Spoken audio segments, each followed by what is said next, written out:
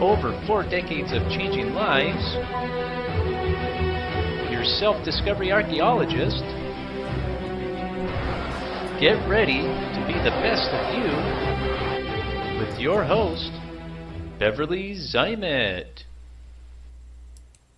Hello everyone, and welcome to the Beverly Zeimet Show, where being the best you can be has just gotten easier. My guest today is Katie Thompson. Welcome, Katie. Hi, thanks so much for having me. So where is it you're from, Katie? I'm originally from Augusta, Georgia. I've lived all over the country, all over the world, and now I live in Utah with my husband. Oh, what part of Utah? Right outside of Salt Lake City in a little town called Harriman. I know exactly where that's at. Awesome. I've been through there a lot. Nice. Yeah. Oh my gosh, when I first started traveling a lot through Salt Lake. It was when the Olympics were going to be there. Oh, yeah. Oh my gosh, the construction and getting off here, and it was crazy. Yeah, they haven't slowed down. We say our national flower is the orange cone.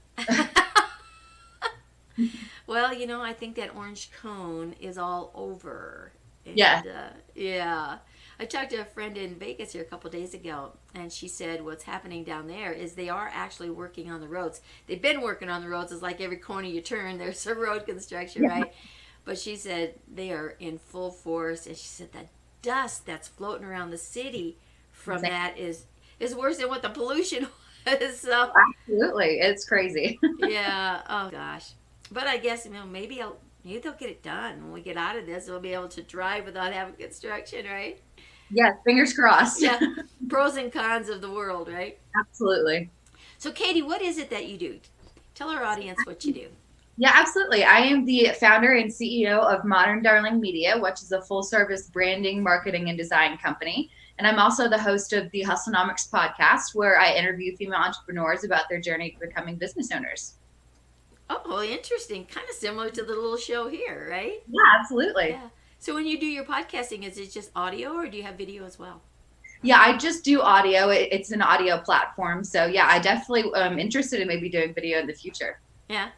It's just another whole world, Absolutely. Yeah, it's a different way to connect. So yes, it is, especially now with this social distancing thing, right? Yes, you're the first other person I talked to outside of my husband in a couple days. Well, I feel honored then. I appreciate you. I do. Oh my gosh, I'll tell you, it's been some interesting times. That's for sure. Yes, for sure. Absolutely. And I'm sure now, with your podcasting and your media company and everything, you're dealing with people from all different walks of life and all different parts of the world, maybe.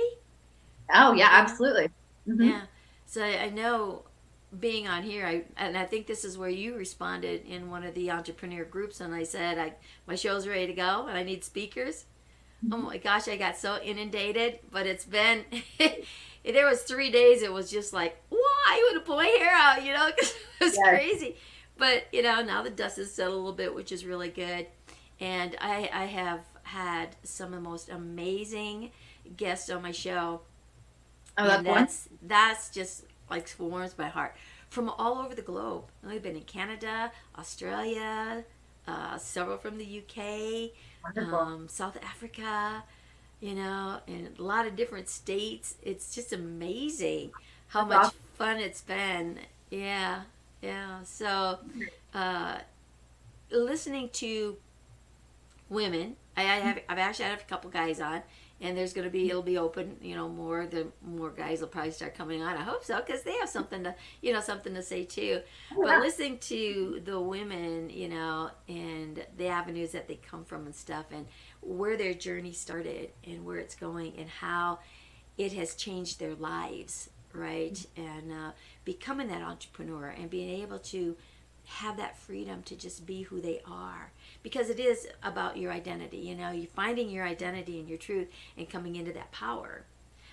So why don't you share with our audience how you got started in what you do, and then kind of detail out exactly what your media business is all about, and how your podcasting then got started too, and exactly what it is that you were looking to accomplish with the entrepreneurs. Absolutely. So my journey started about 2.5 to 3 years ago. I graduated from grad school at University of Georgia with a master's degree in communication, media studies, and journalism. And I was very excited to get started working. Went into the marketing world and had a couple of corporate jobs that were not horrible. There were a couple situations that were, not great, but everybody has that experience, Yeah, we do. But I quickly realized that it was not just, maybe those not so great experiences that were making me unhappy. I really was not feeling challenged intellectually or creatively. I really love having a little bit more freedom and independence and autonomy in what I do. And I just was really excited about working with other creatives. And I was more in industries where I was working with, manufacturing and hotels and things like that. So it wasn't exactly lining up with what I was hoping I could do in the future. So I decided to start a little side hustle, as they call it. I'd always been a photographer and a lover of photography, and I decided to start building up those skills and started doing photography on the weekends, doing families and, engagements, things like that. Eventually ramped up to weddings, which is huge. Right. I quickly learned that is a very high stress environment and job. And I have so much respect for all those wedding photographers out there, but I missed my weekends. And, I decided that I maybe wanted to look in other directions. And so when I started my photography business, I did all the marketing and, branding on my own. I did my own website, all my branding, my social media, my graphic design, all of that were skills that I had from college and from my graduate degree. So I realized, well, wait a minute, I did this all for myself and it looks pretty good. Why don't I try to build up these skills, really learn some more, and start offering these to other people? Right. And so decided to start expanding, which was really great. And I started getting clients outside of just photography. And then when I moved to Utah with my husband in 2018, I finally decided to leave my part-time job as a teacher and go full-time in my business. And rebranded as Modern Darling Media. And the idea behind the company is really, when I started that side hustle and started a legit business, eventually, me having to not go to a bunch of designers was helpful. It was one person, and my message was not watered down, if that made sense. And I talked to other entrepreneurs who had such difficulty, going to the graphic designer, back to the web designer, to the copywriter. And they were just like, I wish I could just deal with one person and I could have one person understand my vibe and my messaging. Right. Yeah. And then it would be so much easier. So that was kind of my idea behind it. If I could provide those services for somebody, or if I could hire a freelancer underneath the company to offer a service that I might not do, like coding or something like that. But basically having to go to a one-stop shop where your messaging would, it would not be watered down or like I say, playing telephone. Right. Not where you want it. Right. So that's kind of what how the company has started. And I mostly work with creative solopreneurs, other women and some men who were either, I'd say 10 employees or fewer, most of the time a lot fewer, who are looking for support with all of these things that I offer. And so my podcast kind of came out of that. When I was working those corporate jobs, I was, I really didn't know where to turn when it came to education, and podcasting is free to listen to.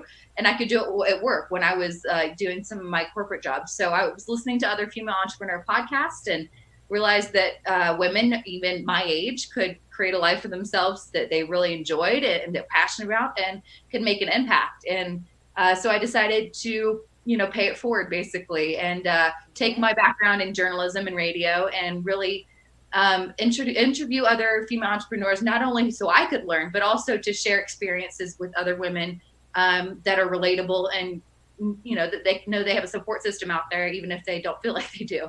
Right. And that's a key word there that you said, have a support group, right? Mm-hmm. And I think women are, I don't want to use the word need because we're not needy, but we feel more comfortable having a group and having that support team, because it's being isolated is not comfortable, right? I mean, here we are, right? In a forced isolation, but at the same time, being able to unite and have that support system and being able to group together with like-minded women to be able to just speak and say what's going on And sometimes it's easier to do that with a complete stranger than it is with your best friend, right? Absolutely. Or a family member or something, because it's easier to just be you. They're listening to you for what you are and who you are in the moment that you're in it. Or someone that you know that's close by you, it's like they think they know what you're going to say, you know, and it's that wah wah wah wah wah, right? Right. So Exactly. they're really not all there, you know, for you in that, and to be able to have a discussion. Now, if you had a breakup or something, okay, yeah, they're going to give you the sympathy and everything, but sometimes we just need that support, the ability to just throw questions out, like almost a little mastermind, like power group or something, right? Of women that are in the same boat, Yes. looking to swim down the same river, right? And how do you go around this curve? How do you go over these rapids, right? How do we get across that? How do I find someone that, like you said, gets me, Yes. right? And I think with all of the businesses that we're in, regardless if you're a coach or if you're a graphic designer, if you're a financial, you know, consultant, doesn't matter whatever that is. If you don't get your client, you lose it. Right? Exactly. Right. Yeah. Absolutely. So how do you go about, you know, reaching out to get clients? You have a lot of word of mouth. Do you? No. Yeah, definitely. I definitely have gotten clients through referral, but my main way of getting clients has been through Facebook groups, actually. Okay. I'm in a ton of Facebook groups, not only just for networking and for asking questions, but they're a great way to connect with people who are looking for services. So that's been a fantastic way for me to connect with clients who are kind of right in my niche. So. Right, and again, we go back into that solopreneur, Mm-hmm. right? Yep. And looking for that, like you said, I want to go one place, Mm-hmm. right? You know, we know when we go shopping, we have our favorite stores, right? Mm-hmm. And if we can get all the accessories and everything in one store, that's where we're going, Absolutely. right? It's more time effective. You know, Mm-hmm. sometimes, you know, it's like, well, maybe it's cheaper over there or cheaper over there. But when you look at that time that it takes, and then if it's not there, you got to come back, you know? So, you know, again, it's where are you going to put your time and make it the most productive, Mm-hmm. right? And it sounds like the services that you put together, you're saying, hey, I can be your one stop shop, Absolutely. right? Regardless of what it is. And they don't need to know, like you said, if you have an underwriter that's doing the coding, but you're doing all the heavy lifting for them. Right. And now they can make one phone call, right? Exactly. That's exactly it. Yeah. Yeah. People who don't always have that support team around them. And, you know, in those big companies, we have all these departments and all this stuff. Like you mentioned, time is our most valuable resource. So for that solopreneur, that really is valuable to them. Oh, especially if you're, you know, if you're a mom. And Right. most of us are, right, Right. to some degree or another, whether we have children or we have a spouse that's a child, you know. We Right. you know, so we're always taking care of somebody else, you know. That's just kind of that instinct, whatever, you know. So time is of the essence. And my gosh, and you look at the interesting things that's going on in the world today, that time we have been pushed into an arena Mm-hmm. where we're seeing time that we've never really experienced before. It's always been there, Right. but it was taking up space somewhere else, right? Yes. And now we're here in this space. You made a nice comment before we got on the show. You said, gosh, you're the first person I've talked to in the last couple of days. You know? Yeah. You know, so it's finding that quality time with yourself. Yeah. You know, and being able to really maybe do some soul searching if necessary, you know. And what is your true identity? And where is it that is your passion and that purpose? And getting creative, obviously you're creative because of the work that you do, right? But getting creative in resources is in being resourceful is to, where do I go from here, right? What's my next step? What's my next phase? The work that you do, though, is you can do long distance. You don't have to be sitting across the table from anyone. The technology, I mean, here we are. You're out there in Utah, and I'm over here in New Mexico. Okay. I travel all the time, right? And I was coming through here to spend a month with a friend. We were doing some business together, and well, that month is getting to be a little bit longer now because of, and it's okay though. I mean, it's a beautiful place to be, and it's making the best of it and what we're going to do. Absolutely. But being able to be in the tech world like we are and getting that resources as to how do we interact. And I think even coming out of this, we're going to discover that what we were forced into create, in a different interaction with different businesses and stuff, we're going to see that it's going to be a different norm. Oh, I agree. Absolutely. Right? Mm-hmm. Right. In the area where you're at, has everything been shut down? Are they making people stay home? Have businesses closed? Yes, I'd say probably about 80%. We have things like grocery stores still open, gas stations, things like that, the essentials. But everything, schools, bars, restaurants, movie theaters, all of that, it's closed. So we're almost 100% there. So. Right. And there are some necessity things that are going to have to maintain. Like your medical facilities, and people will need gas to get to the store off and on, because there's, only a certain amount of food that you can, but some people kind of thought maybe they could have an overabundance. Yeah. A nice way to put it. But, again, it's that scarcity mentality and it's that fear. Absolutely. So have you noticed with your clients that they are kind of fear struck now? It's like, oh my gosh, what am I going to do? How am I going to continue with my business? Have they looked to you as like being that saving grace? Is that counselor, maybe that coach? So now you got to put a different hat on a little bit. Yes, yeah. So one of the things that I really am proud to offer through all of my service is really strategy. It's not just here's a service, or I'm going to do this for you. There's really thought and strategy behind everything that we do. So I've had some incredible conversations with people. Whether it's different coaches or things like that, just trying to figure out different ways to approach their business in this time. And, even changing the messaging, changing how they're selling things.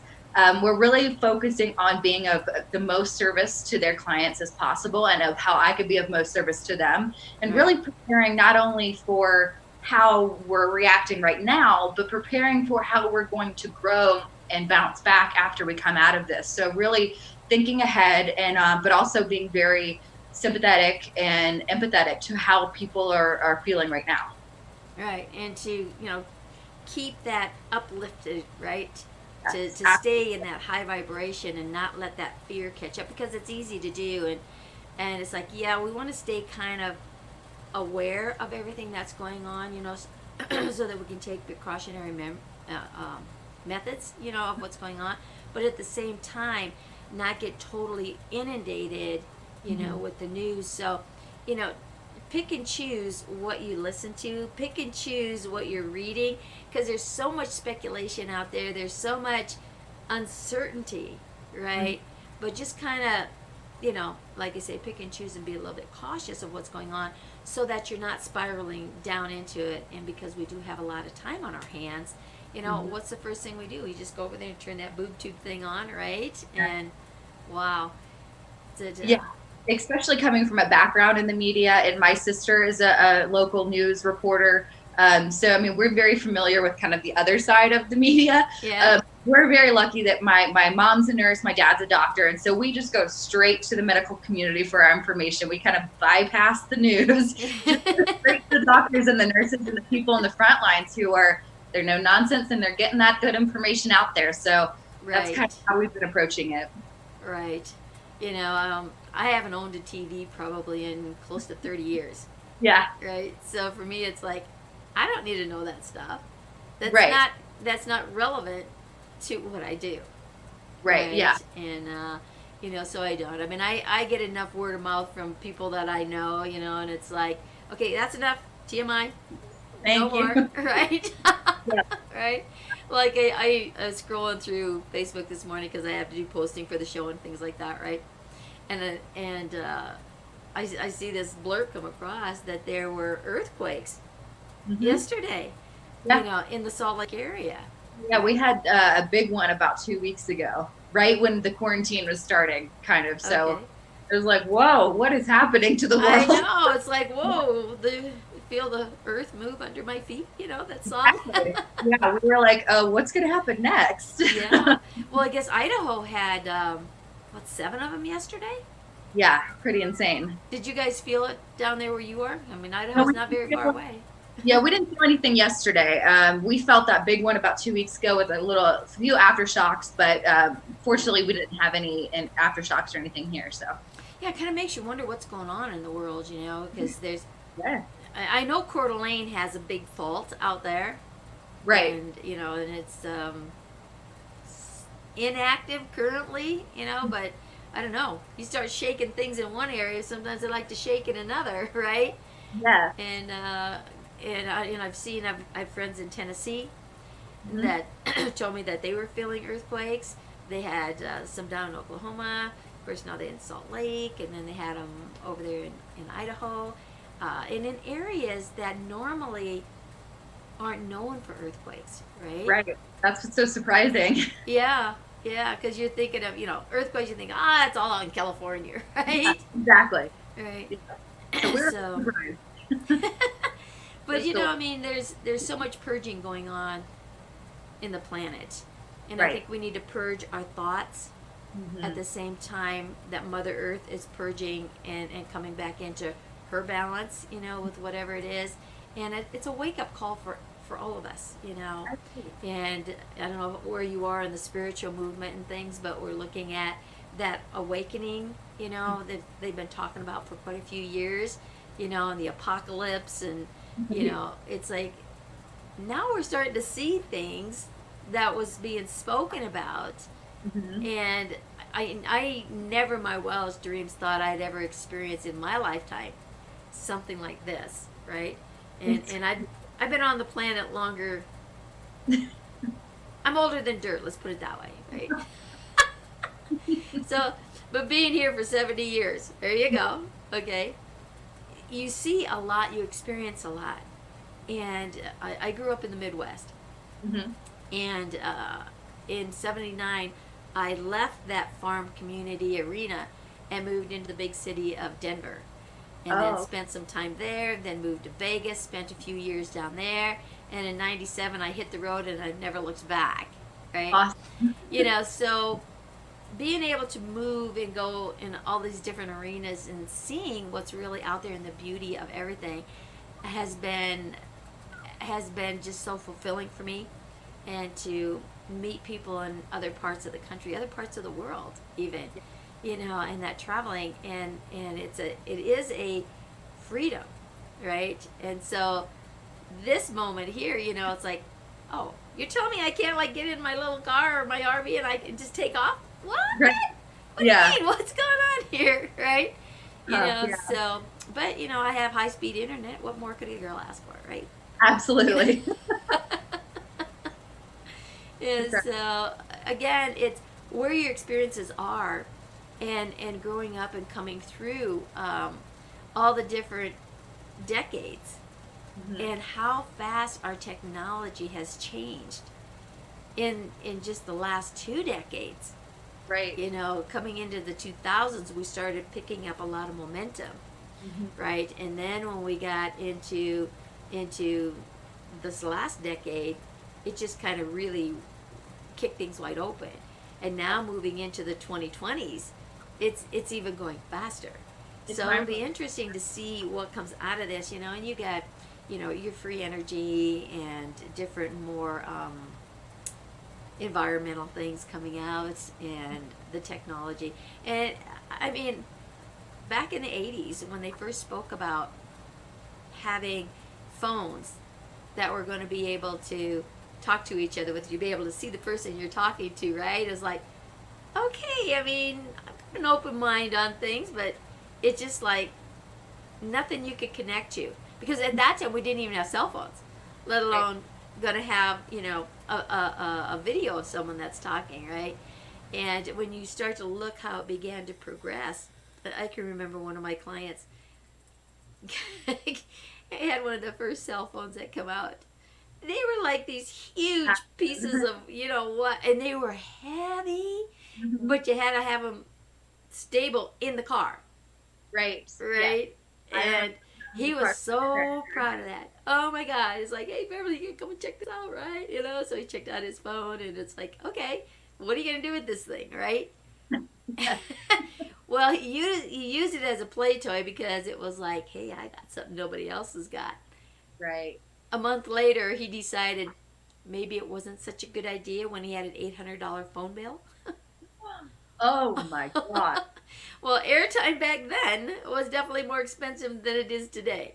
Right. A lot more. Yeah. A lot more. I think that was like in 86 or 87, something like that, right? Yeah.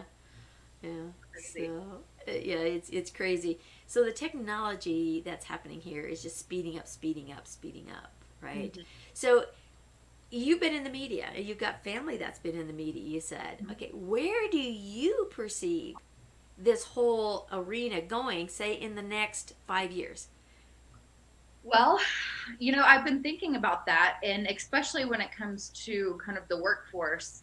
And I think this quarantine is going to really challenge a lot of companies and a lot of employees and employers to start thinking about remote working in a different way. I definitely have been open to it my entire life, obviously growing up as a millennial, but also just for the fact that I've been traveling and working and traveling and studying my entire adult, life. So I'm very used to it. But I would come to an employer and say, I am moving across the country, but I would love to still work for you. Could I work remotely? And they just shut that down like so quickly. No matter how good of a worker I was, the fact that they couldn't see me in the office and micromanage me in person, it wasn't going to work.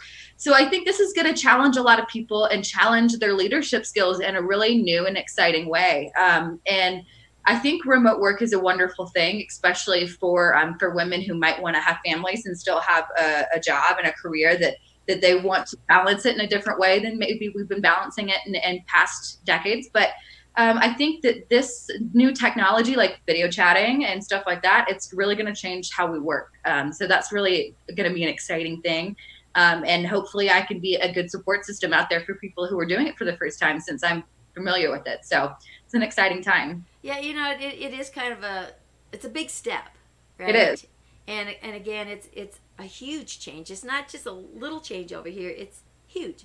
Yeah. Dropping out of this and automatically forced into that. And I had an interesting conversation with my son and daughter-in-law a few days ago.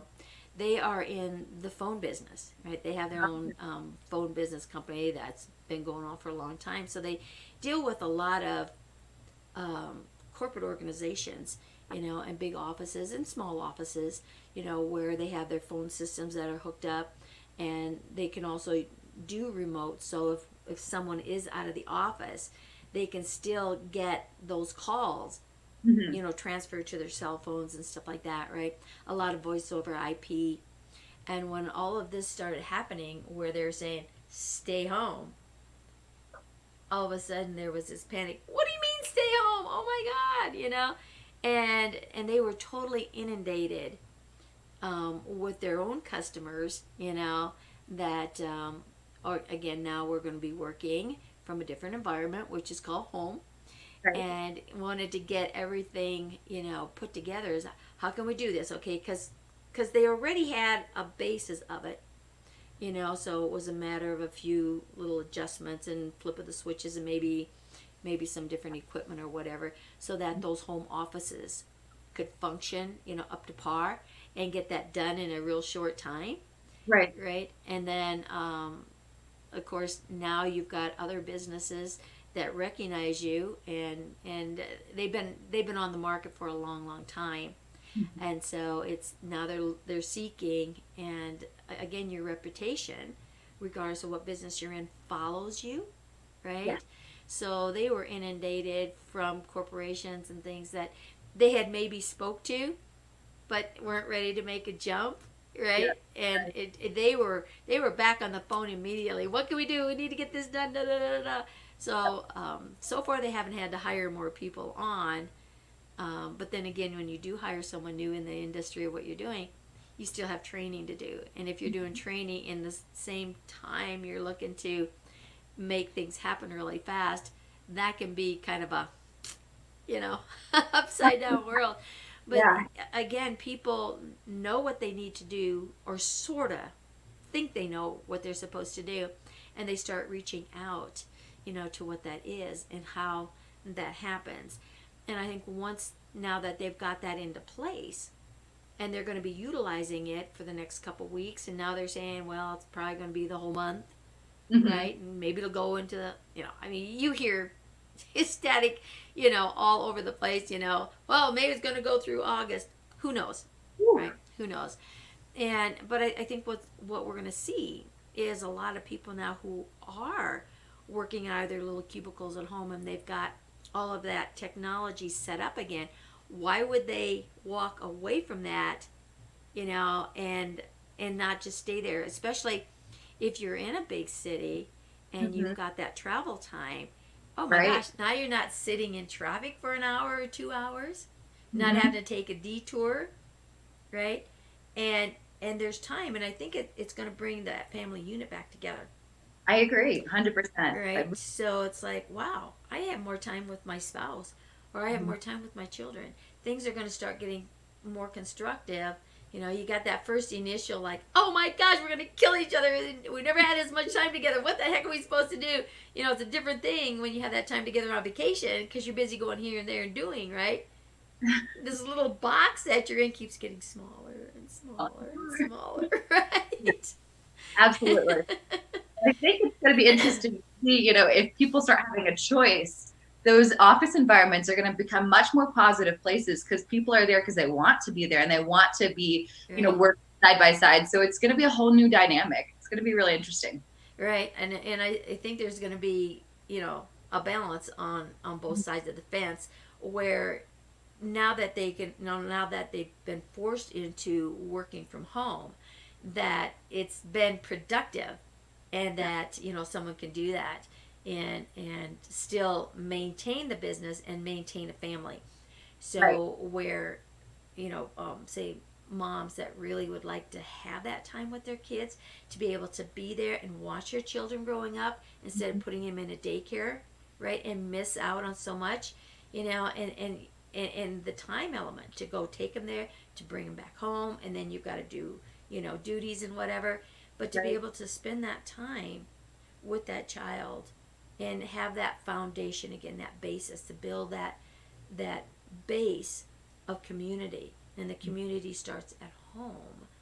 And so I think there's going to be a lot of employers that are going to see that it's worked, it's not broke anymore, right? Let's see what we can do to keep it going. Right? Absolutely, yeah. Right. And then maybe like once a week or every 2 weeks, where you come into the office and, gather everything's up and be in that environment right there. Right. And then again, start working from home. And I think it's just going to be a whole nother world. And my foresight is, I think it's going to be one of the most beautiful things that's ever happened. I couldn't agree more. Really, really. And it's going to challenge our leaders and managers in all new ways. But I think it's going to challenge us. I think massive change also, embarks massive growth. So I think we're all going to come out of this with new insights and new challenges and new ways to learn about things. But I think our leaders are going to come out even better leaders and managers. Right. I agree. And I think they're going to have a different respect. Absolutely. For their employees, because if you can bring that group of people together, the employees together, and have a different interaction with them, right? I think you're going to get to know that person on a different level. Right. And the leadership, as you put it, I think is going to take on a different role. Yeah. With employees, and how things can get done and accomplished, right? Right. Yeah, I talked to somebody the other day who put it really interesting, and she said, we're going to stop just measuring success by how much time we spent in the office or how much got done, but we're going to change our system to be measuring overall value, of our employees. And I thought that was a really eloquent way of saying that. So, the productivity is one thing, mm-hmm. and interaction, and sometimes that interaction isn't what is needed to have the productivity. Right, absolutely. Right? And when you know the job that you have to have done, you know what it is that has to be done in that time allotted.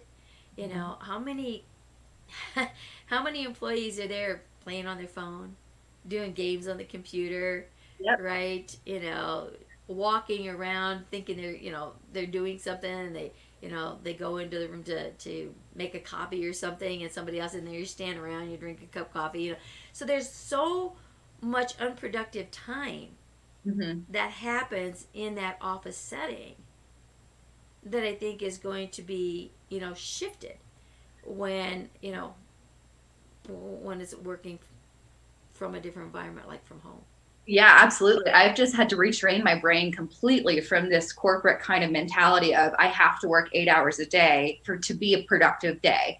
Right. I've had to retrain my brain to realize a productive day is when you get things done and you feel like you had a productive day and you checked off what you want to check off. That might not be 8 hours, and that's okay. So, as long as you, like you said, you're being productive and getting, what you need to get done, right.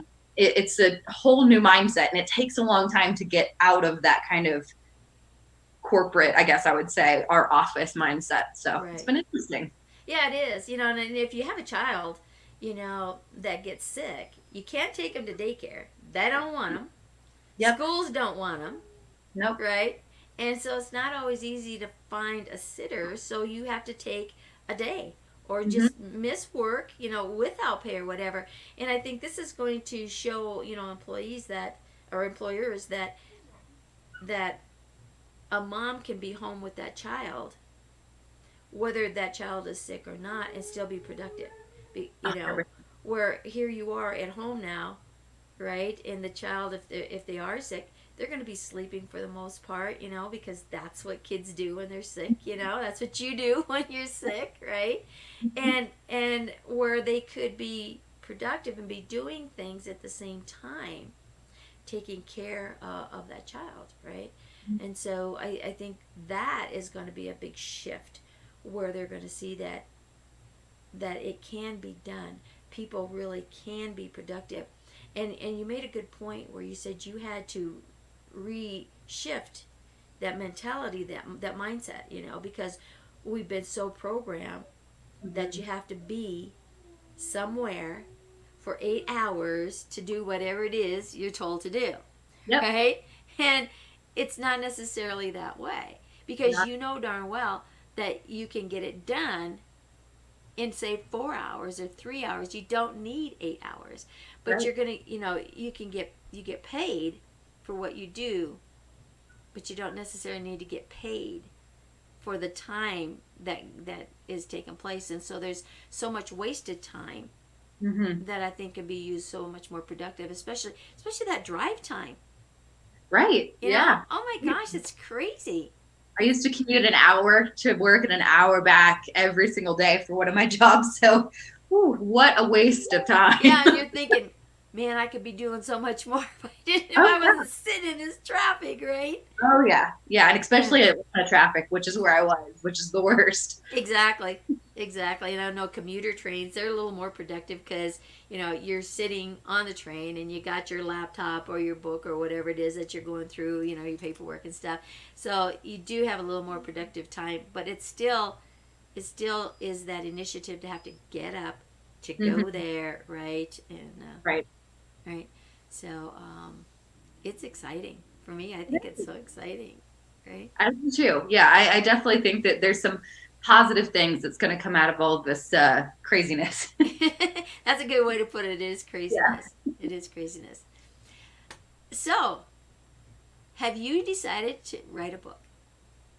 I have actually self-published 2 novels. Right. Yeah. Well, self-published 2 novels, and then self-published a very short kind of book called Side Hustle Secrets that were based off of me moving my side hustle into a full-time business. Okay. And then I have two fiction novels. One is a historical fiction. Well, actually, both are historical fiction. Kind of one is focused on the Holocaust, and one is more of a murder mystery thriller. So I've been self-publishing for a while now. Oh, that's great. That's great. Are your books on Amazon? Can they be gotten? Yeah, absolutely. So the two novels are on Amazon. Magic and the Risk and Beyond These Walls are both on Amazon. And my other book, Side Hustle Secrets, is on my website. Awesome. And what is your website link? It's moderndarlingmedia.com. moderndarlingmedia.com. Mm-hmm. That's great. That's great.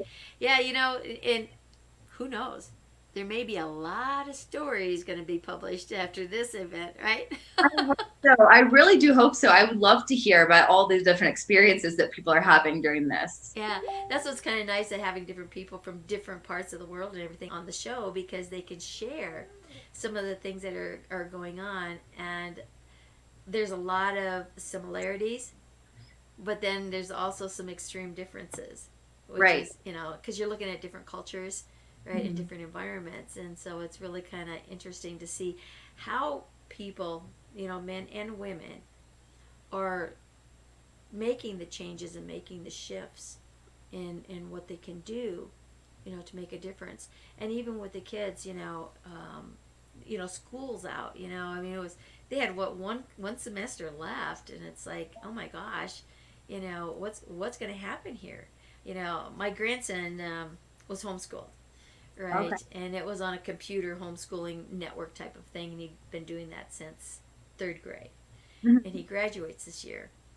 Now, I don't think his world has been upside down in that, because it's the same, they've been across the internet, all that's the same, so I'm sure he'll graduate. But they just won't have, the party afterwards, right? Right. And that'll have to be saved for another time and space, or whatever the case may be. But those kids that don't have that, right, we're working on some virtual reality things, which is in that gaming end of it, but we've turned it into where they can still have their little avatars, but into a network where they're in a classroom setting. Interesting. Right, and so we've had teachers reaching out right now for that, in that environment, and looking to do classes and talks, and this is kind of where I've been wanting to take my business for the last about year and a half, is doing it on that virtual side, not through a Zoom, but an actual in-classroom feel. Oh, wow. Right, and so the virtual reality can do that, and even, people who are shy and don't want to stand up, in front of that, crowd, because people would rather die than speak in front of a group, right? So with the virtual reality worlds that we created, we have a university. We can make rooms just for you, a boardroom, auditorium. So I'm really kind of excited to start doing, talks, and then start doing actual all-day events, where it's an actual workshop. When you walk into that, you still have that interaction, because everybody might be a little avatar, but you're sitting in a classroom. Mm-hmm. And the teacher's up there, doing whatever. You can run slides, you can do videos, but you're interacting with. And when you take a break, it's as though you're still there, because the psyche changes, right? And so it's as though you're still there, and you can communicate and talk with any of those avatars in there, those other people, right? That's incredible. Yeah, and so now it takes that social distancing and kind of brings them closer. Absolutely, yeah. Right. What an innovative thing. That's so exciting. Yeah. So if anybody's listening out there and would like to know more about that, definitely make a comment here or reach out to me, and we'll get that done. And so teachers have been reaching out, because they're trying to find a way to get their students in a group setting. Mm-hmm. There are different platforms out there that are available, but they don't know where to go either. Right. Yeah, we're all learning now. Oh, and it's a learning curve. So if you're a teacher out there, reach out, because it's where it's going to go, mm-hmm. right? And there's been more online teaching. I mean, with colleges and universities, where they're doing a lot of online stuff where you're not actually in the room with the teacher. They're up here on a billboard, right? And you're watching the video as they're talking or whatever. So it's been around. It's just now it's going to be to a different level. More accessible. Yeah. Very interesting. So if you're going to bring a group of students into a Zoom classroom, they're going to get bored pretty fast. Yeah. And you don't get that interaction. But being able to put them into the technology that's in their system, like the VR is, and to be able to interact, with their student, their fellow classmates and stuff, it's a whole different ballgame. Yeah, very exciting. Yeah. So not only is it for that, but for business entrepreneurs like yourself, and how you can start to interact, long distance, like you're saying, your clients are saying, oh no, if you're not here, are you kidding us? It's not gonna work, right? But doing one-on-one, in the format that we're in here is great. Yeah. But if you're, sometimes if you're in an office, where you have to address, a whole group of people, sometimes there's more attention paid if you're sitting in a boardroom, right? And everybody's around that table. Yes. And they can converse, because now you're on the screen, and you might be an avatar, but pretty soon that avatar disappears because you're writing and you're making notes, and then you're looking up and you see the boardroom and you see the office space. Your psyche is there with you. Right. That makes a lot of sense. Yeah, and that interaction is really pretty awesome. It is. Yeah. I'd love to experience that one day, even if I'm not in school anymore. Well, you know what? We'll have to just connect after this and get that done, because it's a beautiful thing. We're actually opening it up to a global networking as well.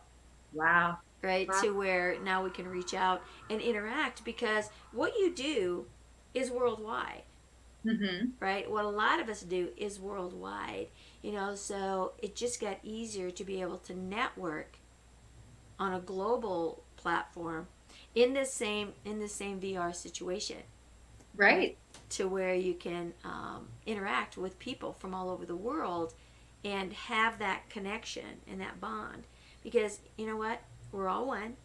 And people all across the planet are no different than you and the person next door.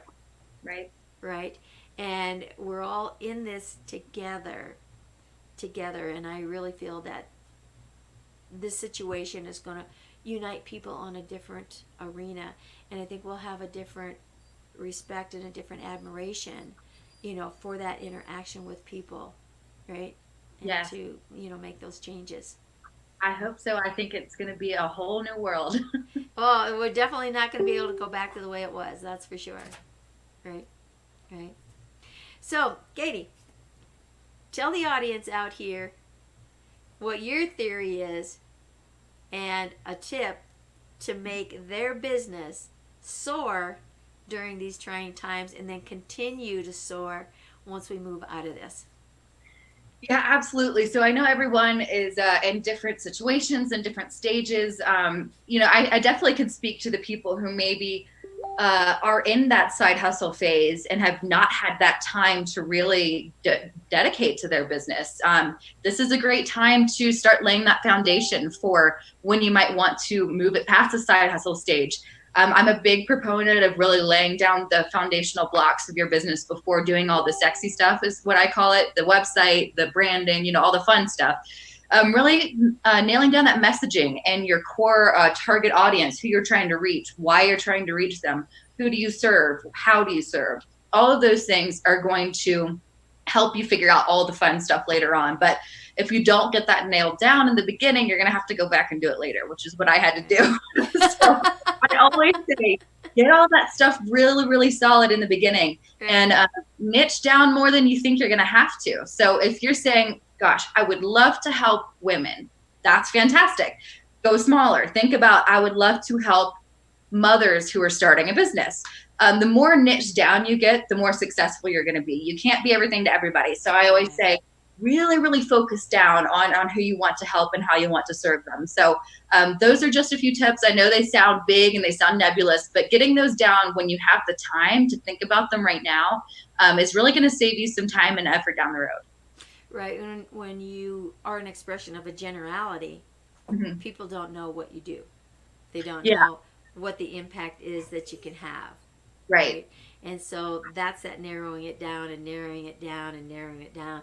And it helps to talk with someone else to do that, because it's not always easy. And it's like, we want to like give all of our years of experience in that first 15 minutes, right? And that person is like, whoa, I have no clue what you're talking about, right? Yeah. And so it's stepping back, taking a look at what it is that you have to offer, and meet people where they are on their journey, and whatever that journey might be, whether it's business or pleasure. And now it is time to take a look at that side hustle if you've ever had one. Yeah, right. Absolutely. And if you're struggling, sorry to interrupt you. Go ahead. One little tip that's been really helpful for me. If you're struggling with trying to figure out that understanding of what you want to do, I use what I call the toddler trick. Is I just keep asking why over and over and over again, like kids do. They ask a question, then they say why.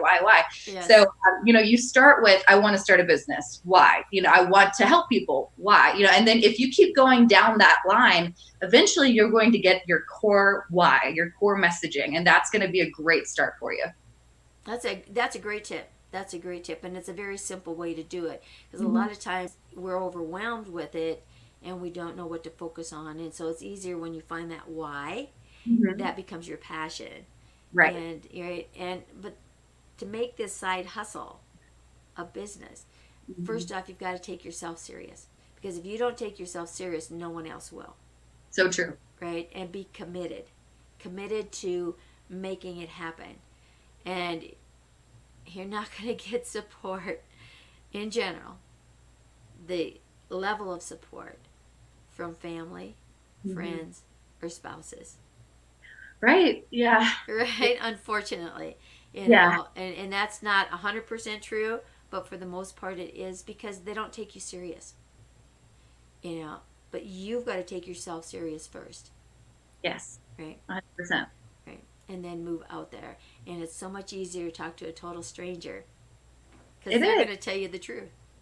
It is. And there's so much free education out there these days, from podcasting to online ebooks to, blogs. So really, just do some Google searches and start, even if you don't have the money to invest in education or a course or anything right now, there's a ton of great free education that you can access just right from your computer. Yeah, it'll get you started. If nothing else, it'll get you started.